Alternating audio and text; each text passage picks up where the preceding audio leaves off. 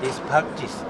Dalai Lama no come to your house, gun, seminar gun, something gun, then okay, you have choice, freedom. Dalai Lama said, stop telling you good life, good life. I listened to him speak for an hour in Houston this year, and I was only about 5 people away from him, and it was wonderful. We were crying and laughing. Yeah. It was raining. I mean, but it was just sorry. I'm not signing up against you. He was just lovely. It was really nothing he said. And the thing is that he mentioned ISIS. And all he did was in one sentence he said how bad ISIS had been, trouble and all the people picked up on was that Dalai Lama talked about ISIS.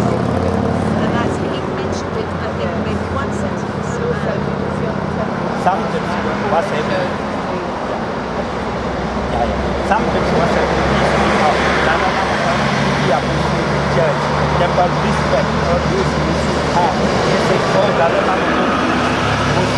Sometimes they say, Dalai Lama temple about Dalai Lama is no Muslim. Is no true Dalai Lama. They calling all these things. So many governments will do it, and they're going to pay so many bills, places. I don't even know these guys called NKT. Yeah. NKT. They used to sounds threatening.